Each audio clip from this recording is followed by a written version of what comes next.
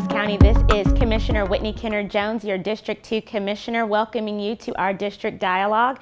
I'm really excited to have the opportunity to present to you all a focus group that we recently had in regards to the TSPLOST.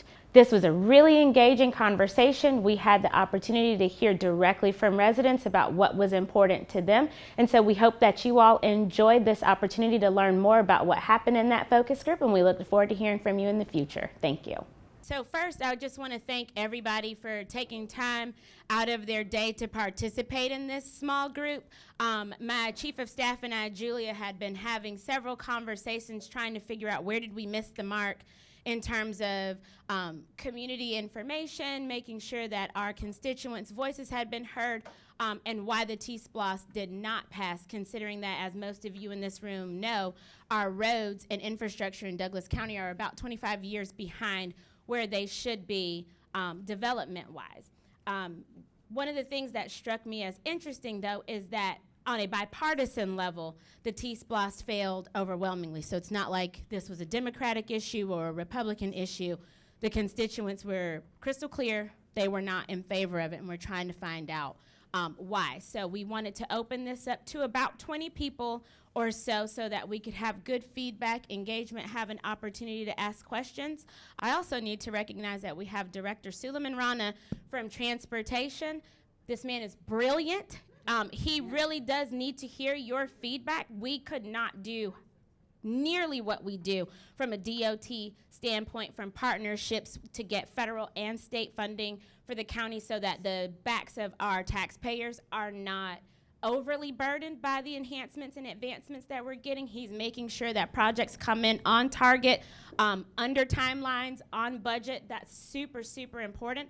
And then we have the lady with the vision, Managing Director Allison Duncan, who is able to take, from a planning and zoning perspective, all of our kooky ideas and put them together in a way that makes sense, in a way that is manageable, so that we really can work on targeting and attracting the types of businesses and developments that you want to see. I want to give her a very special shout out because last night our LCI study got approved, which is going to be huge. We have heard the residents, you want things like fresh markets or Whole Foods, things like that. And a lot of what goes into the planning of that is making sure that your architecture matches these businesses so that you are desirable and they want to come here, so that your main corridors and thoroughfares match what those businesses look like, and to make sure that we have a competitive housing market that does not leave anybody behind. Douglas County is born and bred on being inclusive, and we're going to make sure that it stays that way. Everybody doesn't want to own a home, so we're going to have apartments for you. Everybody is not responsible enough to have grass to cut every day, so if you want a townhouse, we got it for you.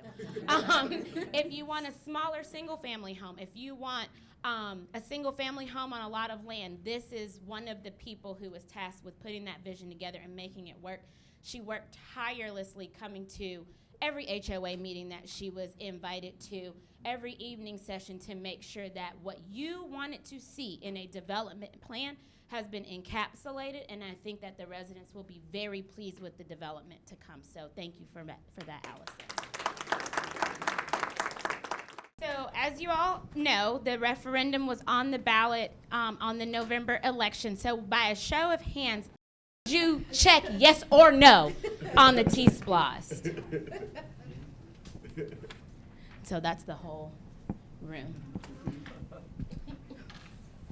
So when you voted, did you vote in favor of the TSPLOST by a show of hands? Be honest.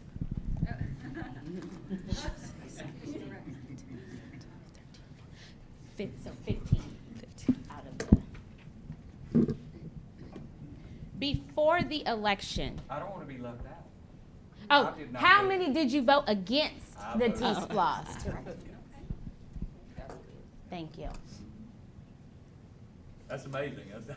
Yeah. That it failed, and we've got these numbers here in this meeting. Yeah. Well, and it's funny, though, because we did pull data from the director of elections to see. So I wonder if it's partly because of what district or area do you live in, because there was some districts that had higher support and some districts that had lower support. And so I wonder what the makeup is in the room. And we did try to be deliberate and not just pick people from District 2. So I know I see some people that don't live in District 2, just to kind of see, because obviously the majority voted against it. So we know there are more that said no than said yes. Can I ask, how did you say, how are you saying that you picked people? Because I thought it was kind of like just advertised. We did, but we made sure that we advertised it countywide and not just like in our newsletter or communications that would have only targeted District 2. Got it. Yeah, Okay. so we wanted to Okay. make sure that everybody knew they were welcome. We advertised it with DCTV. Yes. It was on the announcements Yes. at the Board of Okay. Commissioners meetings, all of those avenues, as opposed to us just sending it to Okay, District 2. District 2, Mhm. okay. Good question. Before the election, did you feel you had enough information to make a decision about the TSPLOST? How many of you felt like you did have enough information?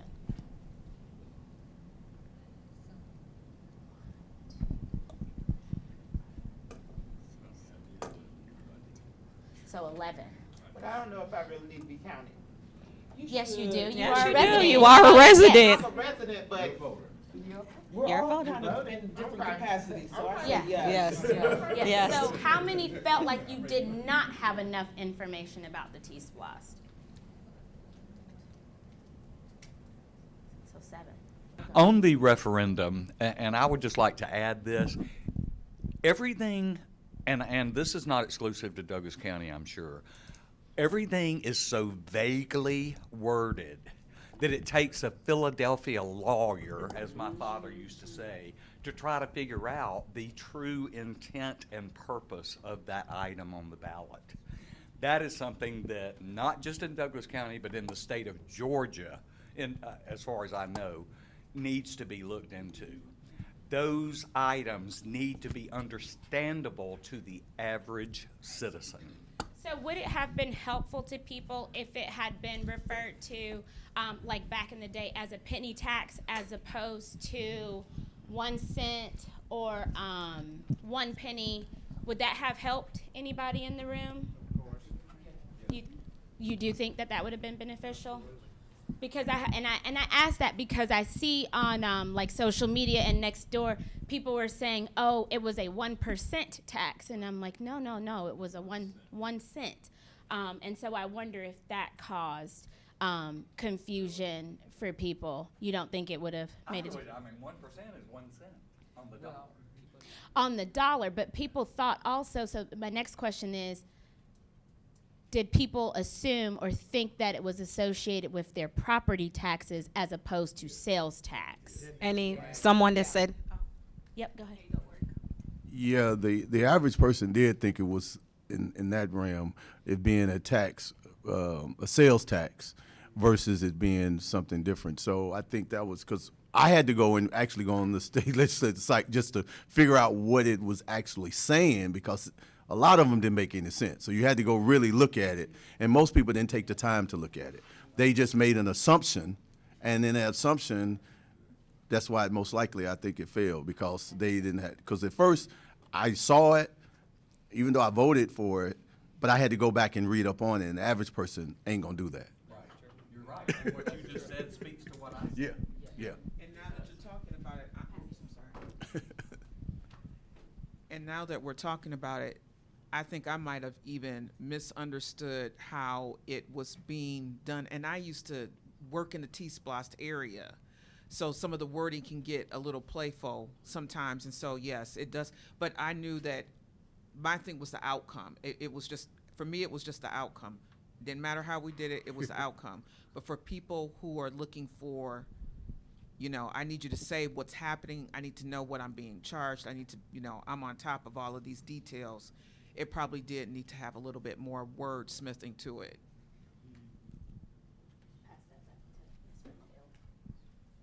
The residents of the city of Douglasville have also been assessed their share of taxes, whatever you want to call it. You might look at those precincts individually to see they may have just had their cup runneth over with being assessed anything additional, that they were just gonna be flat out no to anything new. So I would go back and look at those numbers as well, okay? And I think a lot of people feel that way. They really do. They don't want any more taxes whatsoever. I think also, and this is something that we definitely have to look at as citizens, is that on the ballot we had a competing tax. So there was the TSPLOST. Yes. And so, you know, when you have folks and you're looking at, you know, your property taxes, then you look at a TSPLOST and a TSPLOST. You know, and we already have a SPLOST. You know, folks are just looking like tax. I'm actually glad you bring up the point about the competing TSPLOST, because a lot of the feedback that we get often from residents is how much of their taxes already go to the school board, but then the TSPLOST still passed. So do you all have any thoughts or opinions about why the TSPLOST passed but the TSPLOST did not? I do not, but I can say, I can piggyback on what Tiffany was saying, is that our community, you guys, we're well known now, and our opposition of what's going on in our community, we were not going to support anything, because our background and our thought process is the $1 billion companies that are coming in, let them pay for it. We do not want to contribute from where we are for all the things that we are having concerns with, especially the tearing up of the roads and the signs, that those companies that are coming in, especially in our area, tearing up the roads and the signs, should be held accountable for taking care of those signs as $1 billion companies that are in our area now. Hi, my name is Oscar Serna. I am part of the Youth Board of Commissioners here. While I did not vote in the last election, my group of youth commissioners actually held a mock election. So we did vote on whether or not we wanted to do the TSPLOST or the TSPLOST. The Youth Board of Commissioners is made up of a group of high schoolers, and a majority of them are going to be voting in upcoming elections. While we didn't necessarily vote, our vote didn't necessarily count, it's important to also look into our votes as well. One thing that we noticed was that while on our ballot we had the TSPLOST and the TSPLOST, a majority of us voted towards the TSPLOST but not the TSPLOST. And that comes down, in my opinion, to something that we feel is deeply rooted in the idea of taxes itself. Just looking at that 1%, that one extra penny tax, it seems insufficient. But to us, the youth who aren't making as much money as adults, we kind of look at it as a behemoth. And I think that's important to take into account, because in a couple of years, we're going to be voting as well. And I just turned 18 in October, and I'm going to be able to vote for the next election as well. So just being able to keep in mind that and this isn't just coming from me, this comes from the Youth Commission as a whole with the conversations that we had after the mock election. We just felt like we didn't understand what the TSPLOST was in total. I didn't understand what I was giving my extra penny for. And I think that's very important, especially when we're an underrepresented group in the government. Thank you. Kelly and Hi. Okay. Go ahead. This one. Okay. Hello, I'm Kelly Vereen. My thoughts regarding the TSPLOST versus the TSPLOST. I think the reason the TSPLOST might have passed over the TSPLOST is if they're both on the ballot. Okay. Oh, there you go. If they're both on the ballot, if we look at the current roads and construction and everything being so in progress, even though, like he said, with the 1 penny, it might not seem like a lot. If you have to look at the roads being torn up versus the school system getting funding, you're going to go for what you feel like is going to be an immediate impact versus you having to deal with the construction for the next year to 2 years. So I thought that could have played into it as well.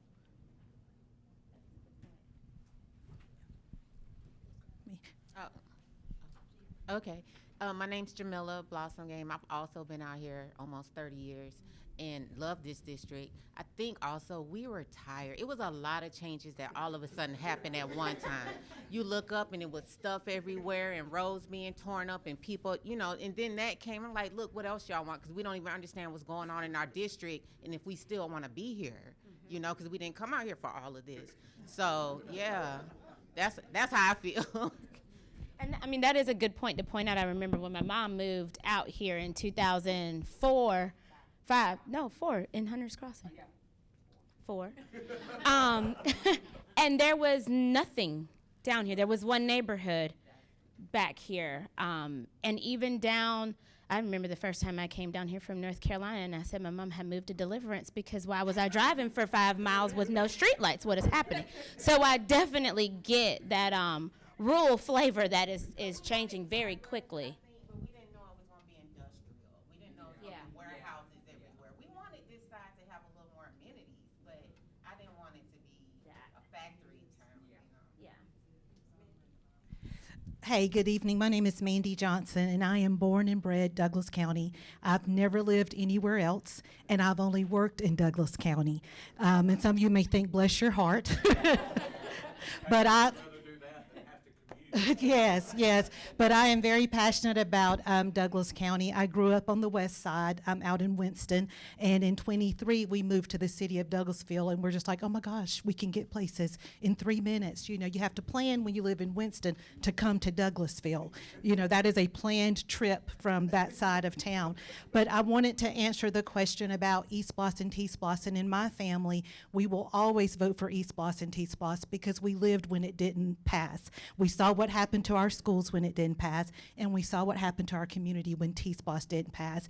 And everything everyone's saying did play a part, but when you have been here and you've seen the other side, you want it. We saw what happened to our school system during that time, and then we saw what happened to roads and infrastructure. So we always vote just because whether we're in full agreement with the project list or not, we know the end result will do something to help Douglas County. Mandy, can you share some of the things that happened when the TSPLOST didn't pass?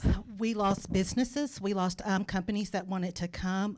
Our schools did not have the improvements that they needed. Therefore, people were looking at private schools. We've had a couple of runs when we had to keep our enrollment went down, FTE went down. So that's a whole, that adds into it.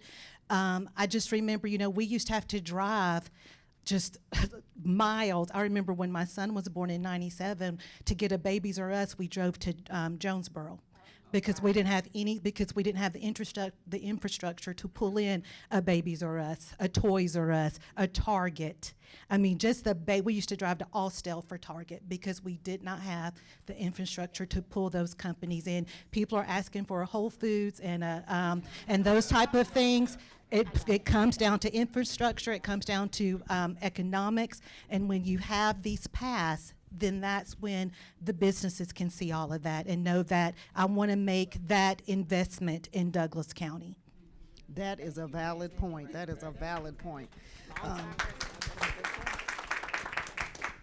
I also want to contribute the fact that when it's in EastPLOST and TSPLOST form, everyone who comes and spends money in the county shares in that burden, not just the residents. Because what I don't want is that for the property owners, which I am, to overly be burdened with that tax bracket.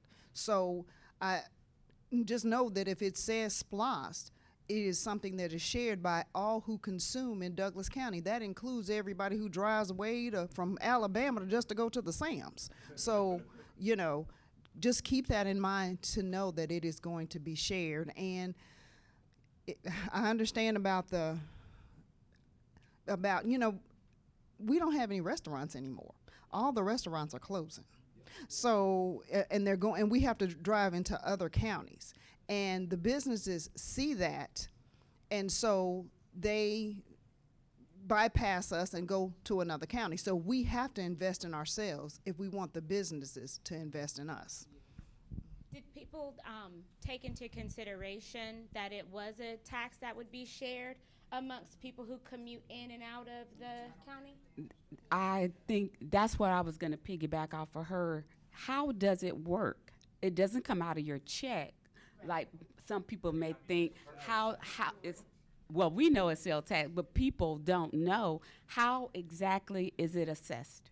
And that is actually a really good question, because I did see on social media and a couple of other places that people were coming up with wild ideas about how the 1 cent was assessed, and that was a concern that people had. Was it going to come out of their paycheck or income taxes, or was it going to be assessed on their property taxes? So I do want to know if people understood that it was just on sale. I want to recognize that we just had our Transportation Commission representative, Doug Stoner, just what's the actual title? Board member of the DOT. He's our DOT board member representative for our district, though. Yes, Doug Stoner. So.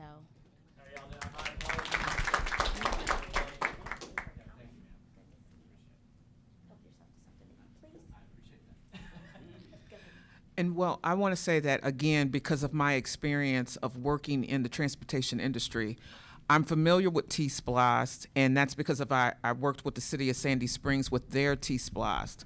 And the way that they explained it is, if anybody comes to the city of Sandy Springs and they buy a pack of gum, it goes to our TSPLOST. So that's the way they educated their residents about it, just like that. If you come from the city of Atlanta, you buy a burger, you're contributing to our TSPLOST. It doesn't matter where you live. So like you all are saying, people coming into our area, but they made it very simple. If you buy a pack of gum in the city of Sandy Springs, it will contribute to their TSPLOST. So making sure that the messaging is just very simple, and everyone can relate to it. That actually brings me to my last, go ahead, Director Harley, and then I'll ask the last question. That's actually where I was going with marketing.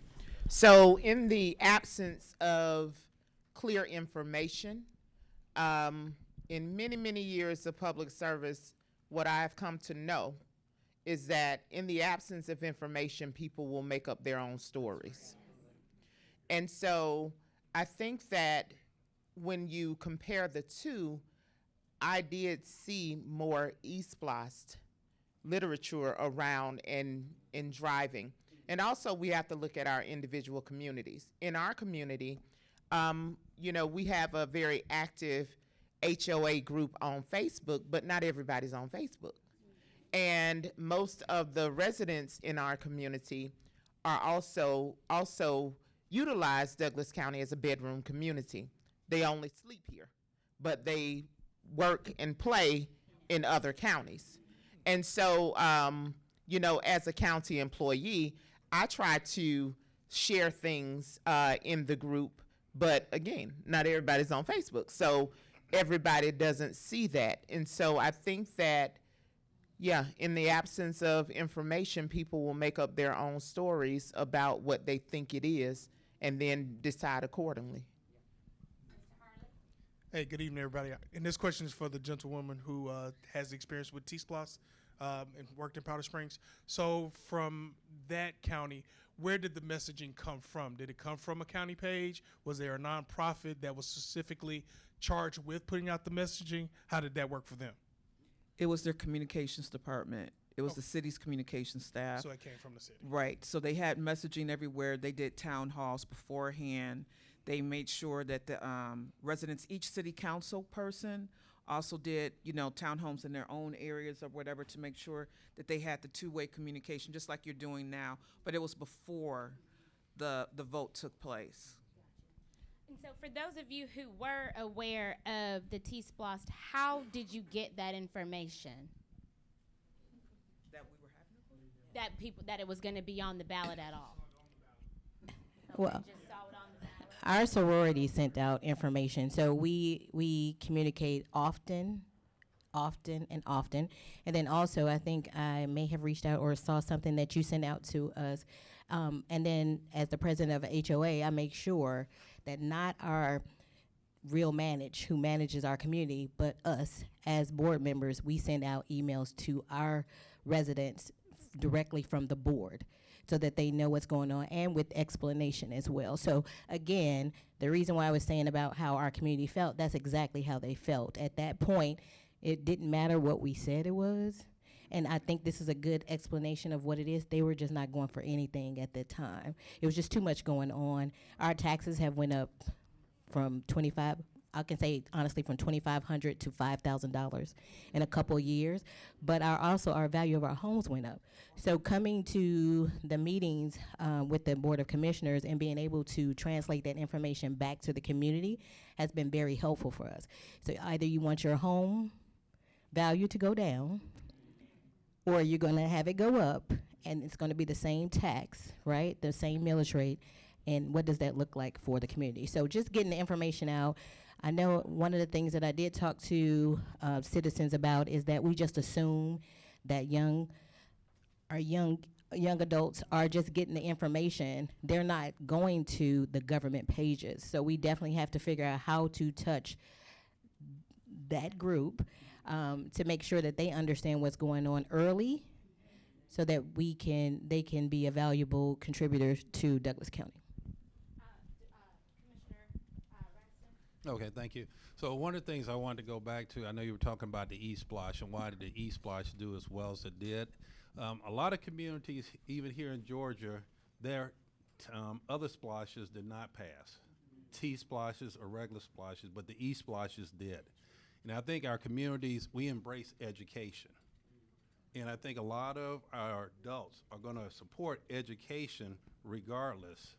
And I think that's one of the benefits of an E-Splosh. But also here in Douglas County, our schools are ranked very high. And I think we want to maintain that excellence when we see those high graduation rates. And we're seeing that our students are matriculating to higher education. So I think there's also a propensity to maintain the great school systems that we have here in Douglas County. And I think that was another reason that the E-Splosh passed versus the T-Splosh. Hi, I'm Jordan. I am Whitney Kenner-Jones' intern, and I'm one of the young adults, and I just recently voted. And I knew the T-Splosh was going to be on the ballot. It's because I saw yard signs all over Douglas County saying yes to T-Splosh, but then also saying no to T-Splosh. And luckily, I had Ms. Kenner-Jones to help me explain what the T-Splosh was. And so, but I saw a lot of no, no, no, and I was like, I'm not quite sure. But I also want to add to the fact that we are not taught a lot about voting. Like, we're not taught about what we should be focused on, especially on taxes. I know nothing about taxes. And so when I see something that's tax related on the ballot, I'm like, which one do I choose? And so I think we just need to focus on the young adults, informing them on what to vote properly on. That's basically, I mean, to piggyback on that, even adults, like my family members who live here, I'm engaged. And even I send them the videos and all of that. I don't know if they watch it, but when it comes to voting, they like, okay, so what did you do? Because they don't know, they're not engaged, they don't know what's going on, because I had to purposely seek out. So maybe a little more information. I like the things in the mail, but it's too wordy. It's too much going on. It worked for my kids, but then they said, well, what is this? And I can explain it. If I hadn't been there, I'm pretty sure they would have just shredded it and been like, whatever. So that's a good question, because we want to get to specifics about the marketing information that you all received. So you said flyers. Who received flyers in the mail? And I've got something to say about that. Oh, okay. Well, I'm going to get to you, Mr. Wayne. Who received the text message? Text? You got text? That's good. Who attended any of the town halls? So we did do a video to advertise for this, and we're going to play it just for those people who may not have seen it, because I want to know if something like this had come out before the TSPLOST referendum was on the ballot, would it have changed your mind? Douglas County maintains over 700 miles of roadways that support more than 100,000 motorists a day, with some metrics showing a peak of 15 million cars in the span of a month. With a growing population and increasing visitor and pass-through traffic, our infrastructure is feeling the strain. The system has to be able to support that capacity. It has to be able to efficiently manage the incoming and outgoing traffic. To do that, first you have to have investments made and infrastructure put in place, from roads, traffic signals, bridges, roundabouts, intersection control methods, whatever it takes to smoothly run the traffic. Second piece of that is, once you have the infrastructure in place, the second piece is maintenance. Transportation is one of the county's highest costs, with an annual price tag in the tens of millions of dollars. To give you a perspective, the current value of the active projects that we have going on, which will pretty much run until for the next 4 to 6 years, they're valued at right about $200 million, which is a substantial investment in our infrastructure. But the need up until 2050 is, for the next 26 years, is over $2 billion. So when you think about that, you have to be creative about how you fund these projects. There's definitely not enough room in our existing budget to support this need. Some of those costs are funded by property taxes, but they can also be offset by other revenue. We look at a variety of different options when it comes to funding opportunities for new infrastructure. So we're always exploring opportunities for grants that can help to offset the cost of developing new infrastructure. Sales tax revenues, such as the TSPLOST, provide options for the community to bring in the needed revenue to implement the growth and development that they have articulated they'd like to see.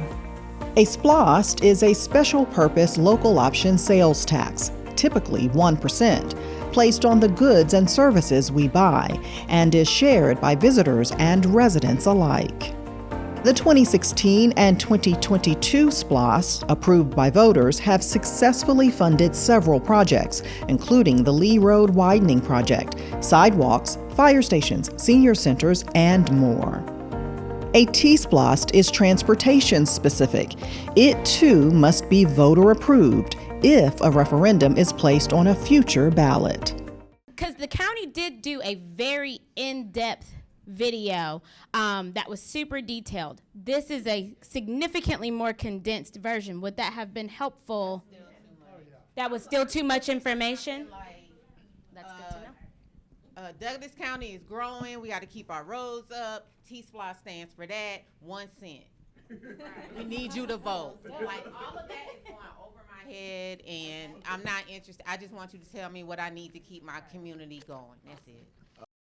Syntax matters when it comes to education. So when you say 1% as opposed to 1 penny, that sounds different.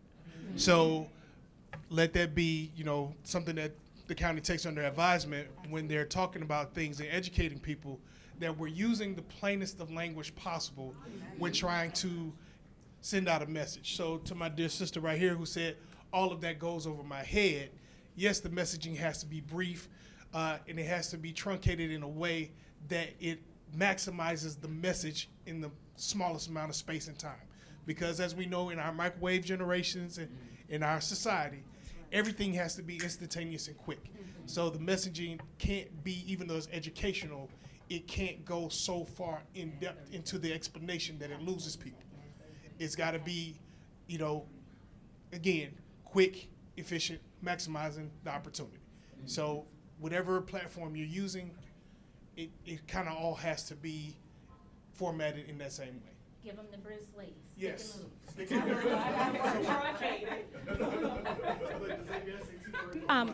Mr. Stoner, did you want to say something? Thank you, Commissioner. Okay, there we go. Again, my name's Doug Stoner. Cobb, we didn't have T-SPLOSTs back in the days. That's something that's more recent. We just had SPLOST. But Cobb made the decision. In fact, Cobb is the reason SPLOST exists. It was Governor, at that time, Senator Barnes, and State Senator Isaacson, who worked together to come up with the idea of creating SPLOST to be used around the state. So in Cobb, they decided that we were just going to spend it on transportation. By the early 90s, we came up with a comprehensive plan. It took 6 SPLOSTs. I'm not trying to scare anybody, but it took 6 SPLOSTs to eventually build out that capacity and network that we did in Cobb. It didn't matter who was in office. We had some SPLOSTs that failed, some SPLOSTs that passed. But the one thing we stressed, and to the point that was made earlier, and sometimes people kind of fall back on this, we didn't use, at least in the days, I used to be on what we used to call the cabinet for the SPLOST committees over the years. We used the word pennies. We didn't use percentage, because people understand pennies. percentages, unless you were really good at math, people don't get. So we always use penny. In fact, we would put our billboards up on a project of your pennies at work, and people who've been around this say, this is not any like rocket science. But the other thing we did in Cobb over and over again is that we stressed the percentage of the tax that was paid by people who are not Cobb County citizens. And on average in Cobb over the years, it ran about 33 to 35% of the taxes paid in the county were paid by people who did not live there. And so the point about, hey, you got people coming through the county, why not capture that? And so that was another thing that we stressed to the average voter was it's pennies, and at least a third is going to be paid by non-Cobb County residents, so they have to pay, the use. So anyway, that's just an example of some stuff that we did over the years. Would that have helped reshape your way of thinking about it if we had said in the 2016 and 2022 SPLOST, X percent of people paid that do not live in Douglas County? I'd like to know how you all determined that. How did you determine of the money that was spent and those pennies that were collected? How did you determine? So the way that was determined was based on, so you do ARC and Atlanta Regional Commission, does studies about the percentage of people coming and going out of the county on a daily basis. So you have an idea of your workforce that comes in that doesn't live in your county, and you look, and then these are averages, understand, and look at the the money that's generated on a daily basis on retail sales. So there's this data that's there that you have to go and mine it, and then look at those numbers, and that's how we came up with those figures that roughly on average you're looking at about 30%. Would be generated based on the number of people who came into Cobb on a daily basis to work, and then leave. And look, Fulton County, MARTA and those things, they looked at those things. We're talking about way back in the 70s. That's how they sold the MARTA tax to a certain degree in the 70s. Was all these folks in Cobb and Gwinnett are actually paying for MARTA, even if they didn't use it. I'm just that's how far back my memory goes. And so my point is, you're right. You've got to sit down and look at those numbers, and you don't want to make things up. You want to, when someone asks you, like you just did, how did you come to that number? And you want to be as accurate as possible as you can, because you got to get people's trust. And once you lose people's trust, and I've been a state senator, state rep, you don't get it back very easily. So. As far as I've got a mic here. As far as the communication and all, I still have the postcard that I received last fall. I received that, I think, on a Wednesday before the last day of early voting. That made me angry. That is my money that paid for the card, the poster card that notice was on, that paid for the printing, that paid for the postage. As a citizen of Douglas County, I want to know that my money is being well spent. Receiving that card 2 days, 3 days before the end of early voting, no, that is not good Did anyone at all. else have the same experience? Can I ask, what was the problem with receiving it early before? It should have been timed to have been mailed out the week before or right at the start of early voting, because we had 3 weeks of early voting. Okay, so you're saying I'm saying I received that card on the Wednesday of the final week of early voting. I still have that card at home right now with the date on it that I received. Yeah.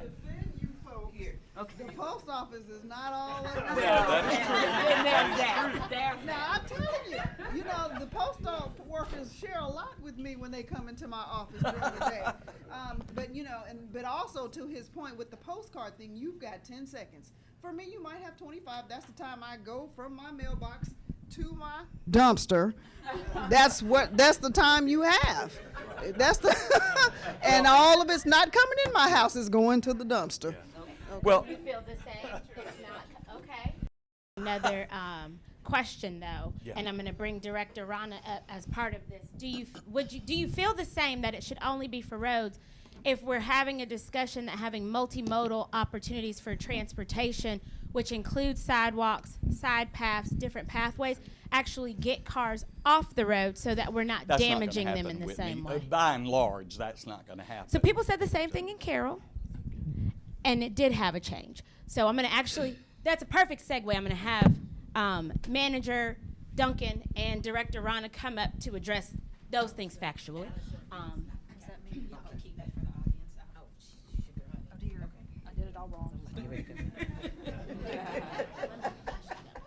Well, good evening, everyone.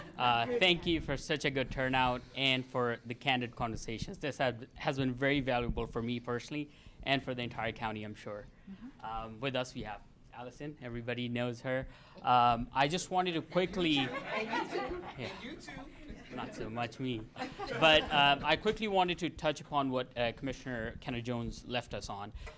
When we think about transportation, we try to approach transportation problems in terms of providing accessibility and mobility for all types of users. Now, naturally, the larger piece of investment, the biggest focus of that project is always the road segment.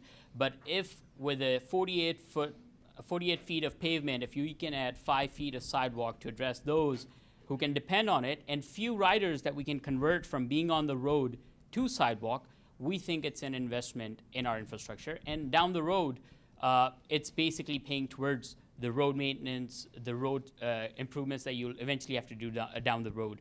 So we try to adopt the complete streets model as much as we can, with the main focus being the road improvements. If the TSPLOST list that are on the front, you'll see the projects. Out of the $130 million that were planned for improvements, over $100 million were proposed to improve the roads. Now, the remaining $30 million helps us address sidewalks, safety, intersections, trails. These all improvements that eventually help us build a fully or complete streets. That was our focus, and I believe that will continue to be our focus so we can address all of the needs of the county. And what I wanted to say is, I understand your point, but one thing that we all need to kind of remember is that we live in different areas. Douglas County is huge, and where I am, I can walk to a store, but I want to be able to do it safely. And so if there were sidewalks available, I would use the sidewalks to walk to the store.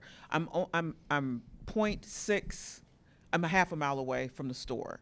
But if I could walk to the store safely, I would do that. When my son misses the school bus, if I felt comfortable with him walking to school, I would let him do that. He's less than a half a mile away, again, from his school.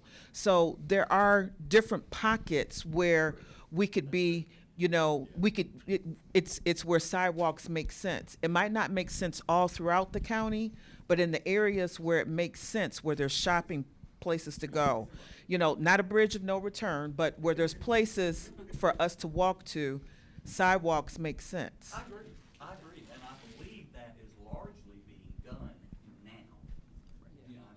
I'm talking in today's world and in today's developments and all. So I think I would be remiss if I did not say that I do have a consultant under contract, Ross & Associates, to write our impact fee ordinance. I promise I did not put him up to saying this, right? But we do have them under contract, and so hopefully in the next few months you will see the outcome of that, where we will bring an ordinance back to the Board of Commissioners to determine if they do want to put an impact fee in place. I hear you, right? It is long overdue in Douglas County.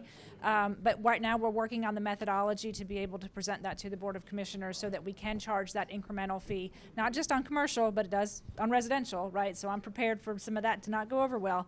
But y'all heard it here first, right? This is why we're moving in that direction. And the final thing that I would add is, as we're here tonight saying, well, how can you have your penny tax, that can come out of your pocket to help do this? I want to make sure that y'all understand that in addition to impact fees, we actively do look for grants to fund a lot of this work. So one of the things that Sulam and I have always agreed upon is that using, our state and federal dollars to build transportation projects is probably preferable, towards using them for trail projects, right? Because you have to do the exact same environmental process, the exact same outreach process, whether it's a trail or a highway. Working together, we have identified a number of grant funds that we could pursue as we work with the Path Foundation. We also have them under contract doing work for us.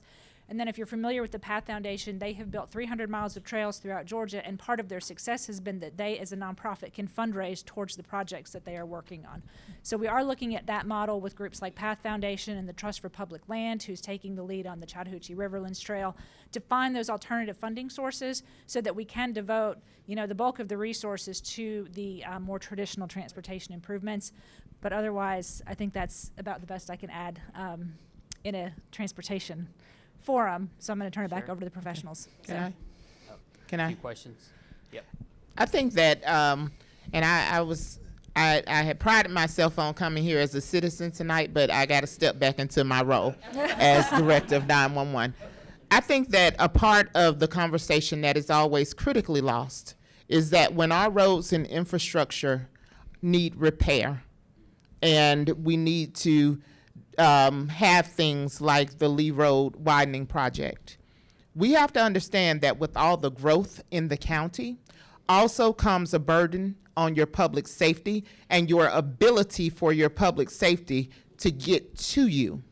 And what ends up happening, because I like to tie things together, is that when we have roads that our fire trucks and our ambulances can't get down, then those citizens will then become repeat callers to 911, overburdening your 911 emergency response system. It's not like TV. So I don't have a room full of folks that are answering 911 calls.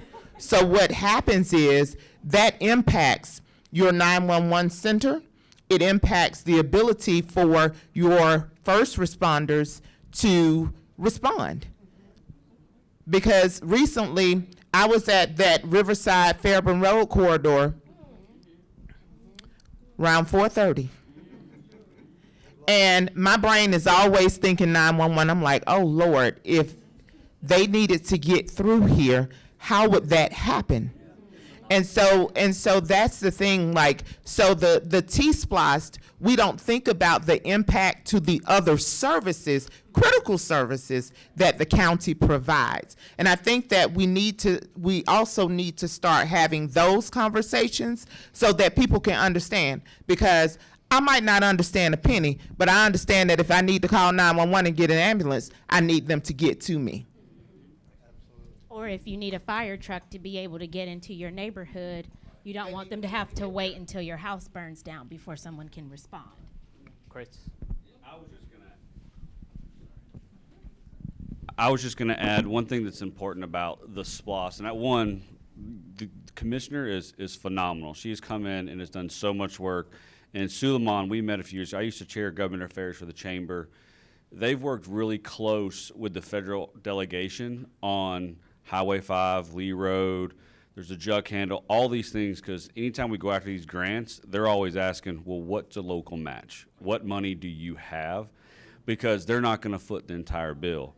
But they will give you some. If they're like, hey, look, we got $5 million, like, you know what, we'll give you another 5, or we can give you this, we can help you, and that becomes a trickle effect. So the burden will never be 100% on the backs of the residents and the community. Like a SPLOST, and especially this one, a TSPLOST, is a tool in a toolbox to continue to maintain and keep up and plan for the future. And those projects are a lot. And I'll tell you, there's some of them that are on the federal delegation that your senators up in D.C., your state, they're looking, they're supporting it, but they're still looking for a local match. And the local match has to come from someplace. And we'd rather it not be from your property. Yeah, very good We'll go point. to DC and beg. We will. And the biggest thing I was going to mention is, like Chris said, we have to spend money to get money, whether from federal government or state government. They're great partners, and the large projects that we see around us under construction, for example, Lee Road, it's a $21 million contract. With $3 million of local SPLOST dollars, we were able to deliver that project at a value of $21 million. So that's the power of having local dollars. Secondly, apart from federal funding, state funding, there's some level of local control that we want. If we have an intersection problem, if we have a signal that is desperately needed for an intersection, we want to be able to go address that rather quickly than to wait on the right time for application, answers, back and forth, design, and the additional regulations that come with that kind of funding. So that's what we would aim to do through this program, having local control, obtaining the best value for the county, whether that means going through federal or state governments, and overall having a program that does the much needed projects, like Commissioner said, the 30-year of backlog that we have from maintenance to project needs. A significant funding source is the only solution to that problem.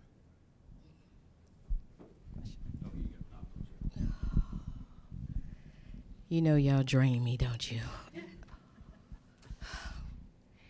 I think our concern is a continuous concern we've had over a year, is that you're asking the citizens to support, but where are those distribution centers and those data centers that's near us?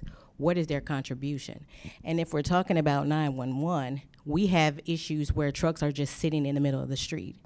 We have roads that are ran over. We have signs that are knocked down on a continuous basis that we bring to the commissioner all the time. I think to ask us is a lot, because we hear in every meeting about these billion-dollar companies. They should be responsible for these runoff roads that we have, factory shows, and they have cameras. We've asked for cameras, and they have cameras to protect their property, but we don't have cameras to protect our community. So we were there with nothing there when we first moved there in 2018. Yeah, and during the pandemic, 10 warehouses, 2 data centers, 2 more data centers are coming up right now, and additional data centers coming behind our community. So with all this traffic, with all these dumpsters, with all these trucks that are tearing the roads up, that we have to be careful how we drive, because they're turning where they're not supposed to. They're in the middle of the street, and we have young adults that drive in that area as well. In regards to the sidewalks, it's important because if we're trying to encourage our community to work for these companies, it'll be efficient for them to be able to walk to those locations. However, if they're not following the protocol of not driving towards our community, that's an issue. If they're running over our signs, that's an issue. It's a continuous, and I think you guys should have reporting of how many times we've called to have someone to, but they can run people over. You know, we all of these concerns that you guys are bringing up, we've been bringing it up for a year. And again, the reason why I feel like our community did not vote for it, because why? Even if it was explained, why? Because no one is taking care of us at all in our area. So if the investment is money, we already know about Thornton Road. We've already had to deal with that. Our insurances are going up because of that.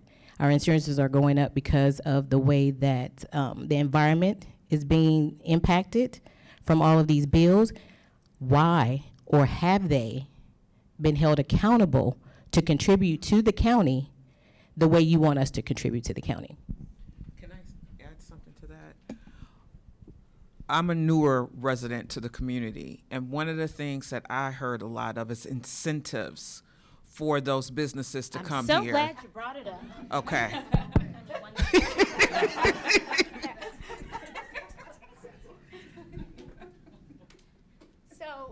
One of the things I do want to make sure that we address, because I get the frustration, I have the same frustration, I live down the street from them.